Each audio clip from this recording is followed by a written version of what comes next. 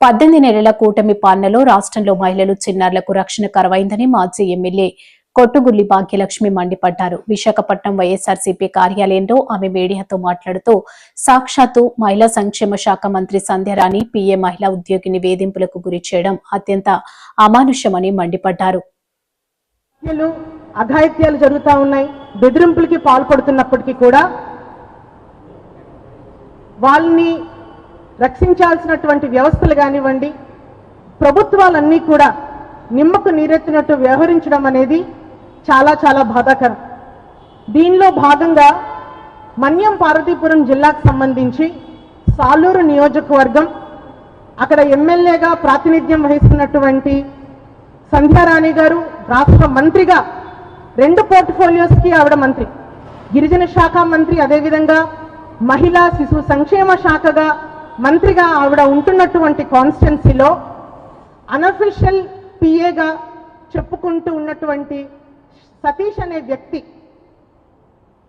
ఒక మహిళ మీద అన్యాయంగా ఆవిడని బెదిరిస్తూ ఈరోజు ఏదైతే మీడియా ద్వారా కొన్ని విషయాలు బయటకు వచ్చాయో చాలా దారుణం.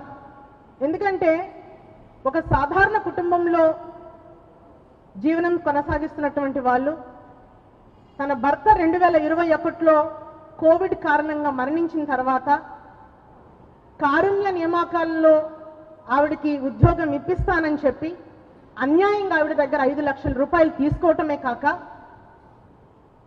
టీడీపీ నాయకులకి మాకు మీ మీద మోజు కలుగుతా ఉంది, మా పక్కకు రావాలని ఒక మహిళ మీద అసభ్యంగా మాట్లాడినటువంటి వ్యక్తి సతీష్.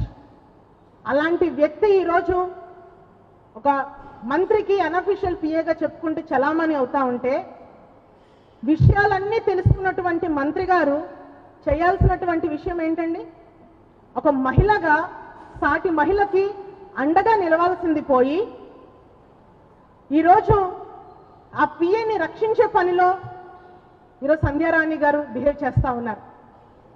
మేము ఒకటే ప్రశ్నిస్తూ ఉన్నాం సంధ్యారాణి గారికి, మీరు మహిళా శిశు సంక్షేమ శాఖకి మంత్రి కదా, ఒక మహిళకి ఇంత అన్యాయం జరుగుతూ ఉంటే పబ్లిక్గా టెలిఫోన్ ఏదైతే మొబైల్లోని వాట్సాప్లోని చాట్లో చూస్తే అసభ్యకరంగా మెసేజెస్ పెడుతూ బెదిరించినట్టు మాట్లాడితే ఆయన మీద చర్యలు తీసుకోకుండా, ఆయన కనీసం మందలించకుండా ఈరోజు మీరు మహిళనే తప్పుపట్టే విధంగా ఈరోజు మీ ప్రవర్తన చాలా దారుణంగా ఉంది.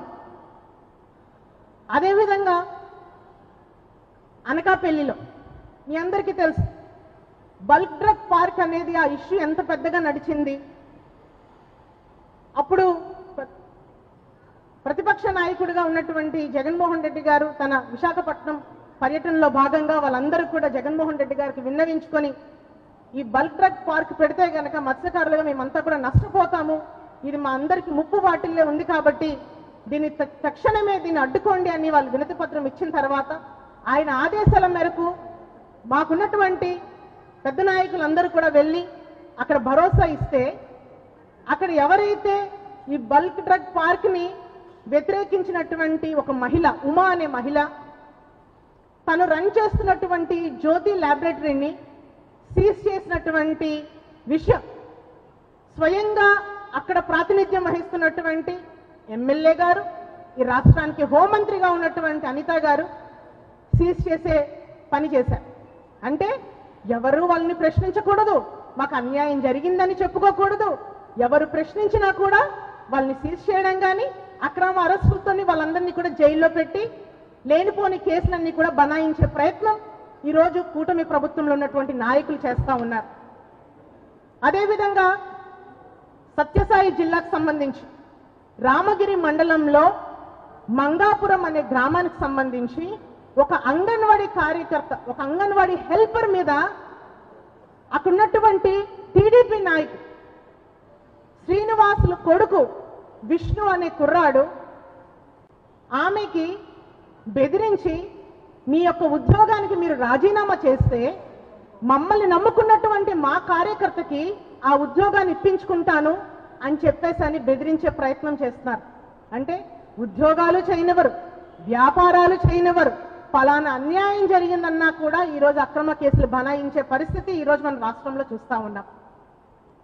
సో ఎంతకీ ఆవిడ ఒప్పుకోకపోతే బలవంతంగా వాళ్ళ ఇంటిలోకి చొరబడి అంగన్వాడికి వెళ్తే అంగన్వాడి దగ్గరికి, ఇంటి దగ్గరికి వెళ్తే ఇంటి దగ్గరికి వెళ్ళి వాళ్ళని భార్యాభర్తల్ని విపరీతంగా కొట్టి ఆవిడ చీరలాగి రోడ్డు మీదకి ఈడ్చి చీపురుతో చెప్పులతో కొట్టే పరిస్థితి సత్యసాయి జిల్లాలో నెలకొంది.